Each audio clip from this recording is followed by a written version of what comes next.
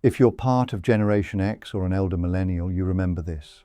Standing in a parking lot behind the convenience store, leaning against someone's car, waiting for something to happen. No phone in your pocket, no way to text anyone, just you, your friends, and whatever the night decided to bring. You'd call someone on the landline earlier, stretching that coiled cord as far as it would go, maybe into the closet for privacy. Or you'd just show up at the spot and hope someone else had the same idea. And this is where you learned something that younger generations are spending thousands of dollars in therapy trying to figure out. You learned to read people in real time. There was no profile to check, no Instagram to scroll through before you met someone. You walked up to a group at the arcade, read the energy in their faces, and decided in seconds whether you belonged there or not. That wasn't awkward socializing, that was training.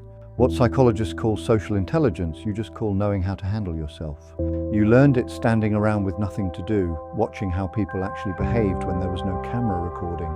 And the mistakes you made stayed private.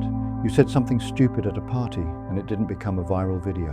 You got rejected asking someone out and your entire school didn't see screenshots.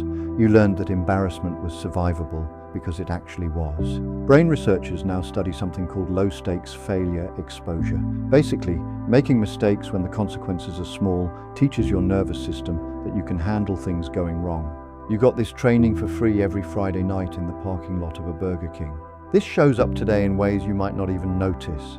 You can walk into a room full of strangers and feel okay. You don't need to check your phone every 30 seconds because you already know how to sit with silence. You can have a hard conversation face to face instead of typing it out and editing it 14 times. While younger generations manage conflict through text messages and screenshots, you learn to look someone in the eyes and work it out. Not because you're better, because you had no other option. Those parking lot friendships lasted because you showed up consistently, week after week, same spot, same people. You learned that relationships require presence, not performance, and that a friend who shows up reliably matters more than someone with the perfect online persona. You built real connection without any validation metrics, no likes, no comments, no followers, just people who actually knew you because they spent actual time with you. That mixtape you made for someone meant more than any playlist ever could because it took effort. Sitting by the radio, waiting for the right song, pressing record at exactly the right moment. You gave people things that required your time, and they knew it.